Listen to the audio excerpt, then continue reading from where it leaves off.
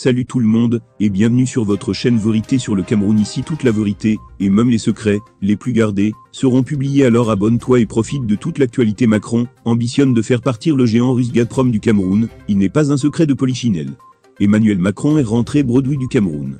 Il n'a pas réussi à faire plier Paul Biya pour chasser les Russes de Gazprom, qui ont remplacé Gaz de France, Engie, à Kribi. Jean-Paul Pougala sort une analyse de fond sur la situation. Il s'agit d'un extrait de la leçon d'intelligence économique N degré 794 intitulée « L'inutile visite de Emmanuel Macron au Cameroun ». Cette première partie est consacrée à l'ambition de Macron de faire partir le géant russe Gazprom du Cameroun. Lisons plutôt point d'exclamation. Et puis, en septembre 2015, GDF, devenu Engie, annonce triomphante de points. Ce projet, qui est une grande première en Afrique, consiste en la conversion du méthanier Golarii de la société Golarii Corporation en une installation de liquéfaction.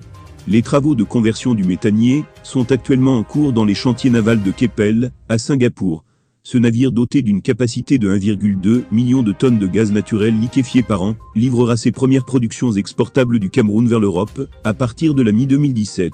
Fermez les guillemets. Vraiment point d'interrogation. On peut lui faire confiance et croire que le bateau méthanier, qui doit rester au large de Kribi, est déjà en cours de conversion à Singapour. Point d'interrogation. En tout cas, à peine un an plus tard, le 18 juillet 2016, c'est la douche froide pour les autorités camerounaises. Un porte-parole d'Engie lit un communiqué dont voici quelques lignes de points. Comme on peut l'observer à travers le monde, les conditions du marché ne sont pas favorables au développement de grands projets de liquéfaction de GNL, gaz naturel liquéfié. Aujourd'hui, en tant que tel, le projet a été mis en pause avant la prochaine phase de développement, engineering, procurement, construction. C'est le point final. Le projet de 5 milliards de dollars à investir à Kribi, c'est terminé. Mais la leçon a pourtant bien marché, puisque les choses vont bon train entre Engie et CIC. L'accord ayant permis à Engie l'obtention de contrats de terminal flottant de regasification pour plusieurs grands deals chinois. Engie dit que les conditions du marché ne sont pas favorables au développement de grands projets de liquéfaction de GNL, gaz naturel liquéfié. Aujourd'hui. Comment expliquer les propos de ce communiqué, alors qu'au même moment, grâce à son nouveau partenaire CIC, Engie gagne des marchés de liquéfaction de GNL dans Chine.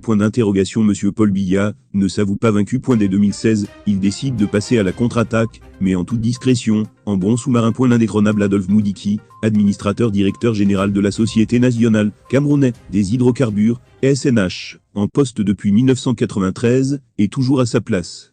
Il réunit tous les sous-traitants que GDF avait déjà convaincus de faire partie du projet, la société Golarii Corporation, pour lui demander de continuer et de finaliser la conversion du méthanier. Deuxième étape, il met le cap sur la Russie.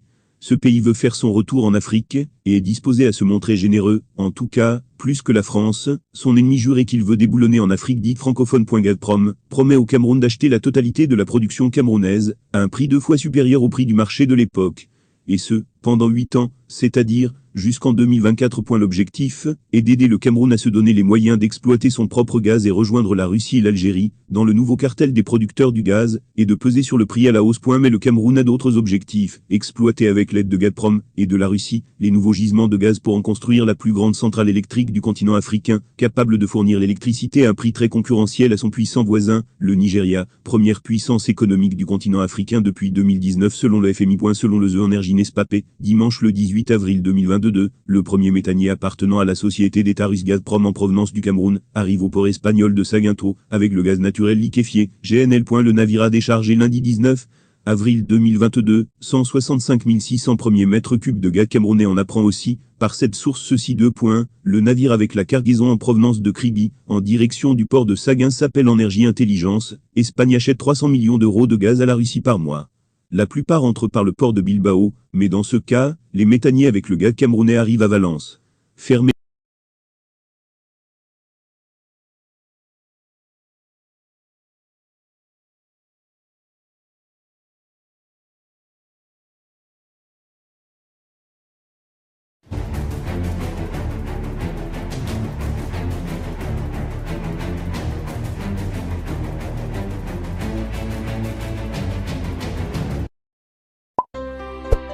You